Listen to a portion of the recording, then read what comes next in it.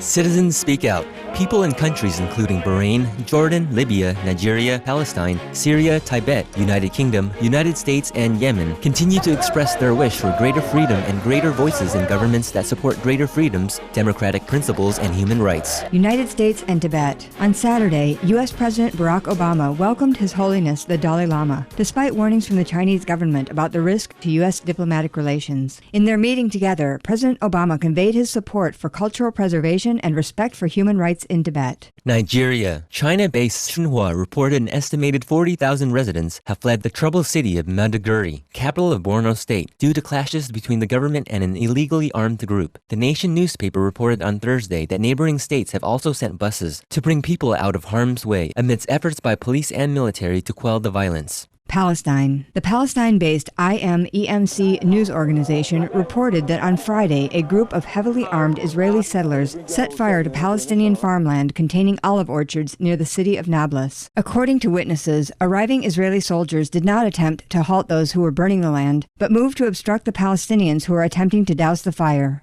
United Kingdom. Media entrepreneur Rupert Murdoch on Friday apologized in person to the family of slain British schoolgirl Millie Dowler for the actions of News of the World journalists who reportedly hacked into the girl's voicemail to obtain story leads. He also took out full-page ads in 7 UK newspapers to apologize for serious wrongdoing. Meanwhile, Dow Jones Chief Executive Officer Mr. Les Hinton and News International Chief Executive Officer Rebecca Brooks, both of whom held key positions at News of the World during the time of the reported hacking, have resigned their current posts. United States. Based on newly declassified information, a 107-page report by U.S.-based Human Rights Watch cites a growing body of evidence that former U.S. President George W. Bush and other senior officials authorized the abuse and torture of suspects being held in the custody of the United States government. The rights group stated that these individuals must be brought to trial for crimes against humanity, saying that the government must not apply a double standard by shielding its own officials from being brought to justice. Jordan. The Criminal Investigation Department announced on Saturday that 4 police officers suspected of beating activists and journalists during a protest the day before have been arrested. The department stated that there would be an immediate investigation into the attacks, in which at least 10 people were injured. Tunisia.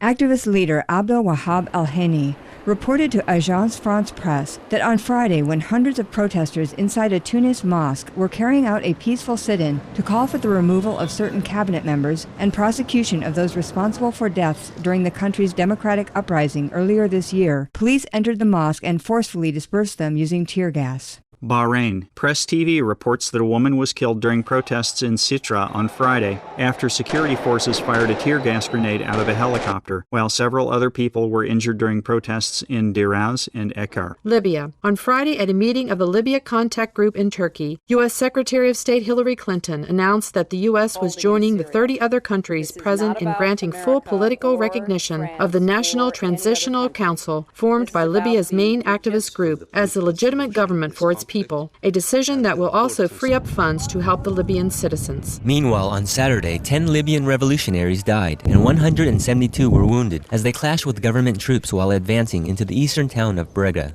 Syria. Also on Saturday, the Syrian government released all 28 intellectuals and artists who had been arrested late Wednesday during a pro-democracy protest. However, as tens of thousands held a funeral Saturday for some of the 32 victims of security force killings the previous day in Damascus and other cities, violence continued that night with at least 3 more people who, according to witnesses, were fired upon and killed. Yemen. Yemeni activist groups on Saturday announced the formation of a new 17-member presidential council that they said would be ready to replace the current regime as soon as President Ali Abdullah Saleh resigns. With grief for the cherished lives lost and those who are injured or oppressed, we pray that the turmoil in all nations subsides and that people across the globe may choose to coexist in freedom, dignity, and peace.